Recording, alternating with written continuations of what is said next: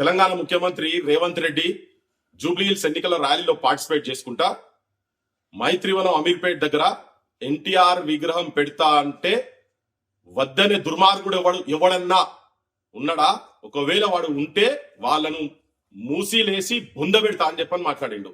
చలో, నేను ఎన్టీ రామారావు విగ్రహాన్ని పెడితే వ్యతిరేకిస్తున్నా, బరాబర్ వ్యతిరేకిస్తా. నువ్వు ఎప్పుడు నన్ను మూసీలేసి బొంద పెడతావో రేవంత్ రెడ్డి, పృథ్వీరాజ్ నీ గురించి వెయిట్ చేస్తున్నాడు. ఇడా తెలంగాణ సమాజానికి మొత్తం ఆయన ఏంటో తెలుగు ప్రజలు అని అన్నాడు కదా, అందరికీ నన్ను ఒక విజ్ఞప్తి ఏంటంటే, ఈ ప్రాంత అస్తిత్వం గురించి, ఇక్కడ దాని గురించి మాకు అభిమానం ఉంటుంది. మీ ప్రాంత అస్తిత్వం గురించి మీకు అభిమానం ఉంటే మాకేం ఇబ్బంది ఏం లేదు. ఇప్పటికే ఎన్టీఆర్ ఘాట్ ఉన్నది ఇక్కడ. ప్రతి ఊర్లో, ప్రతి జిల్లాలో హెడ్ క్వార్టర్లో ఇక్కడ ఎన్టీఆర్ విగ్రహాలు ఉన్నాయి. మా విగ్రహాలు, మా చెన్నారెడ్డి విగ్రహాలు, మా పివి నరసింహరావు విగ్రహాలు ఎక్కడ కూడా మీ ఆంధ్ర ప్రాంతంలో లేవు. లేకపోతే ఇప్పుడు కొత్తగా ఇప్పుడు కడుతున్నాడు కదా, క్యాపిటల్ సిటీ కడుతున్నాడు కదా చంద్రబాబు నాయుడు, అక్కడ ఉన్న మా ఊళ్ళో విగ్రహాలు పెడతారా చెప్పండి. మరి ఎన్ని విగ్రహాలు పెడతారు చెప్పండి.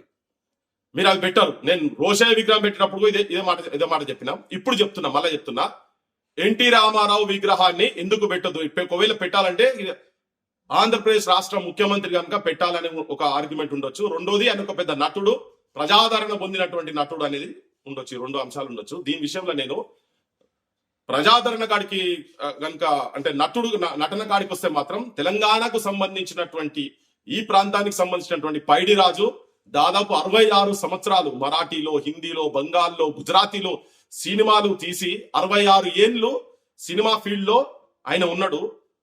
ఆయన సిరిసిల్ల వాసి. తనది ఎక్కడ కనబడదు నీకు, నీ సోయిలో ముఖ్యమంత్రికి తన చరిత్ర ఎక్కడ కనబడదు. ప్రభాకర్ రెడ్డి గారు కూడా అక్కడ చిత్రపురి కాలనీకి 10 ఎకరాలు, చెన్నై నుంచి ఇక్కడికి సినిమా ఇండస్ట్రీ షిఫ్ట్ అవుతుంది అన్నప్పుడు 10 ఎకరాల భూమి ఇచ్చినోడు. తన పేరు నీకు ఎక్కడ కనబడదు. తన కూడా దాదాపు 370 సినిమాలు, 40 ఏళ్ళు పైన ప్రభాకర్ రెడ్డి గారు కూడా సినిమా ఇండస్ట్రీలో ఉండే. కాంతారావు గారు, ఇది కోదాడకు సంబంధించినటువంటి వ్యక్తి, తన కూడా 40 సంవత్సరాల పెద్ద, తన కూడా పౌరాణికము అంటే విభిన్న పాత్రలు వేసినటువంటి వాళ్ళు, ఆయనను కూడా బొందబెట్టారు. ఈ చరిత్ర అంతా, తెలంగాణ చరిత్ర ట్యాంక్ బండ్ లో పెట్టిన విగ్రహాలను కూడా మేము ఎందుకు వల్లగొట్టినాము అనంటే, మా చరిత్ర ఇక్కడ అస్తిత్వాన్ని అక్కడ ప్రతిబింబించే రీతిగా లేదు. మెజారిటీ మొత్తం వాళ్ళ 80% పైన విగ్రహాలు ఆంధ్రాకు సంబంధించినటువంటి వాళ్ళే పెట్టిరు కనుక ప్రజలు తిరగబడ్డరు, అందరూ కులగొట్టిరు, తీసుకుపోయి ట్యాంక్ బండ్ పాల్ చేసిండ్రు. సో సినిమా ఇండస్ట్రీలో ఒకవేళ నువ్వు పెట్టాలనుకుంటే, లేకపోతే కళా రంగాలలో నువ్వు పెట్టాలనుకుంటే, మా సుక్క సత్యయ్య గారి విగ్రహం తీసుకపోయి అక్కడ పెట్టిపి దాదాపు 20,000 ప్రోగ్రాంలు పైన అంతర్జాతీయ స్థాయిలో యు నేమ్ ఎ నేషన్ ఎక్కడ పోయినా కానీ తన ప్రదర్శనలు గంటల తరబడి, ధారాళంగా, గంటలు కాదు కొన్ని రోజులు ఇట్లా ఆయన అభినయం కావచ్చు, ఆయన కథలు, మల్లన్న కథలు, ఎల్లమ్మ కథలు ఇట్లా చెప్పుకుంటూ తిరిగిండు. పల్లె కాదు, అంతర్జాతీయ స్థాయిలో కూడా వాళ్ళ విగ్రహాలు పెట్టాలి. ఎక్కడున్నాయి సుక్క సత్య విగ్రహం? ఆడ పెడతావా? పెట్టు మైత్రివనం దగ్గర. ఇంకా రాజకీయాల కాడికి వచ్చినాం అనుకో, మాకు ఎన్టీ రామారావు ప్రభుత్వంలో యువకులకు అన్యాయం జరిగింది. 610 జీవో తీసుకొచ్చి అమలు చేయలేదాన్ని. 58,000 ఉద్యోగాలు అప్పటికే 86-87 సంవత్సరంలోనే ఆంధ్ర ప్రాంతం వాళ్ళు ఇక్కడ ఇల్లీగల్ గా వచ్చి ఇక్కడ తిష్ట వేసి కూర్చున్నారు. వీళ్ళందరినీ అక్కడికి పంపించాలి, అవసరమైతే ఖాళీ లేకుండా సూపర్ నూమర్ పోస్టులు క్రియేట్ చేసినా కానీ ఆంధ్ర ప్రాంతానికి పంపించాలని చెప్పని అప్పుడు ఆ జీవో తీస్తే ఆ జీవో అమలు చేయలే. ఇంకోటి, మా తెలంగాణకు సంబంధించినటువంటి రీజనల్ బోర్డ్ ను కూడా తీసి పడేసిండు, బంద్ చేసేసిండు ఎన్టీ రామారావు. ఈ ప్రాంత అస్తిత్వం గురించి నామాల రామిగాడు గంతులేస్తుండో మత్తు చేస్తుండో అని ఇక్కడ చాలా పాటలు, చరిత్రలు చెప్పుకున్నాం. ఈవెన్ నువ్వు ఆరాధించే ఇలా గదర్ అవార్డ్స్, నంది అవార్డ్స్ తీసేసి గదర్ అవార్డ్స్ పెట్టారు కదా, ఆ గదరను కూడా పాడినటువంటి పాటలు ఉన్నాయి. యనమల రాముడు, రామారావు, లంగరాముడు, దొంగరాముడు, తోటరాముడు, తీటరాముడు, మాటల గారడి పాటలల్లుకొని డామ్ డూమ్ అని డైలాగ్ వేసి అనే పాటలు ఇక్కడ వాడిండు.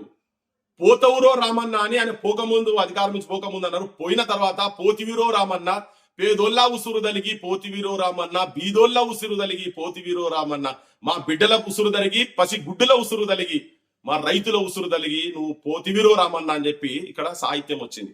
కూలి పెంచుమని అన్నదే పాపం, కుత్కే మీద కత్తి బల్లెం పెడితివి, దొరల పనులకు బంధు పెడితే ఎవలకు బంధుకు సూటి పెట్టినావు అని చెప్పని. పాడుబడ్డ బంజరు భూములల్లా నాగలి దున్ని నాట్లేసుకుంటే కూలి రైతులను ఎంబడిబడి కుత్కెల దాకా వాళ్ళ నెత్తురు దాగినవని చెప్పనే సాహిత్యం ఇక్కడ పుట్టింది, ఇక్కడ జనం లోపల పోయింది. ఇవన్నీ వచ్చినాయి. ఎన్టీ రామారావు ఎసొంటి వ్యక్తి. ఎన్టీ రామారావు తెలంగాణ అన్నలే నక్సలైట్లే దేశభక్తులు అన్నాడు, నక్సలైట్లే నా అన్నలు అన్నాడు. గద్దెకెక్కిన మరుసటి రోజు రాడికల్లు సార్ నమ్మని చంపి రక్తం బొట్టు పెట్టుకున్నాడు అని చెప్పనే అనే చరిత్ర ఆయనది ఉన్నది. ఇంకా చాలా మంది రాజకీయ నాయకులు చెప్తారు ఆయన 16 ఏళ్ళ పిల్లని చేసుకొని బొందల మీద శవాలకు పూజలు చేసిందని కూడా చాలా మంది చెప్తారు. ఈయన దానింతా బోదలుచుకోలే.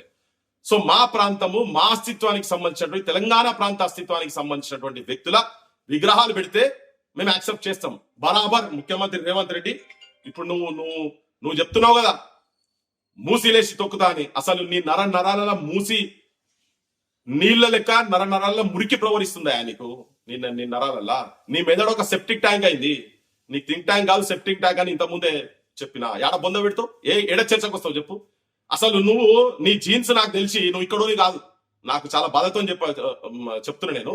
తెలంగాణ ప్రాంతం వానివైతే మాత్రము ఈ ప్రాంత అస్తిత్వంకు వ్యతిరేకంగా, ఈ ప్రాంత అమరులను, ఈ ప్రాంత త్యాగాలకు భంగం కలిసే విధంగా ఈ ప్రాంతంలో ఉన్నటువంటి ఉద్యమకారులకు గుండె మీద గడ్డపార పెట్టి కొట్టినట్టు నువ్వు నీ మాటలు మాట్లాడవు. బరాబర్ చెప్తున్నా కదా, నువ్వు ఎప్పుడు మూసిలేస్తావో చెప్పు. దీన్ని నేను కూడా తెలంగాణ మొత్తం తీసుకుపోతా.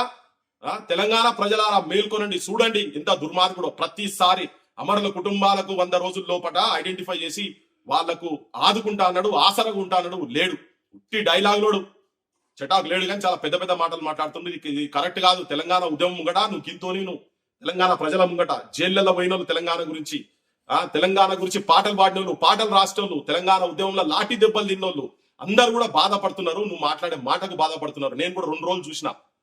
ఎవరన్నా బీఆర్ఎస్ వాడు కూడా మాట్లాడతారా అని చెప్పని బీఆర్ఎస్ వాళ్ళు మాట్లాడలేదు, బీజేపీ వాళ్ళు మాట్లాడతారంటే బీజేపీ వాళ్ళు మాట్లాడలేదు. వీళ్ళు ఎవరు మాట్లాడరు? వీళ్ళు కేవలం రాజకీయాలు కావాలి. ఈ ప్రాంత అస్తిత్వం గురించి, ఈ ప్రాంత ఆత్మగౌరవాన్ని కాపాడాల్సిన బాధ్యత తెలంగాణ యువతరం చేతులలో ఉన్నది.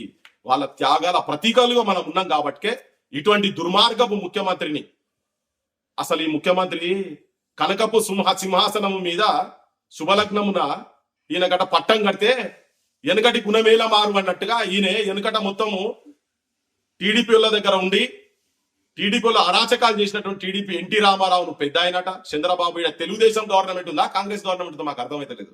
నీ బుద్ధులు, వెనుకటి బుద్ధులు నువ్వేం బుడగొట్టుకోలే. నీ బాంచన్గిరి, నీ బ్రోకరిజం, వాళ్ళ దగ్గర పైసల కక్కుర్తి పడి వాళ్ళ దగ్గర ఉండి నువ్వు వాళ్ళ మోచేతి కింద నీళ్ళు అవుతున్నా చూసినావు రేవంత్ రెడ్డి. తెలంగాణ ప్రజలు మొత్తం గమనిస్తున్నారు. నీకు తెలుసు ఇటువంటి మాటలు ఇక్కడ నుంచి తెలంగాణ నుంచి వస్తాయి. అందుకే నువ్వు కావాలని ఎవడన్నా అని మాట్లాడినావు కదా. ఇంకా నేను ఎవడన్నా అని మాట్లాడతలేను. ఇంకా నిన్ను మాట్లాడే రోజులు తెచ్చుకోకు.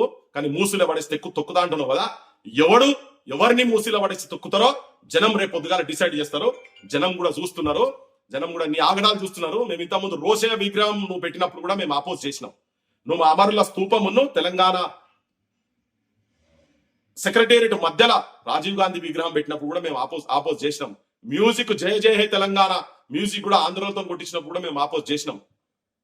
ఇప్పుడు కూడా చెప్తున్నాం, నువ్వు ప్రతి దగ్గర తెలంగాణకు వ్యతిరేకమైనటువంటి పనులు చేస్తున్నావు.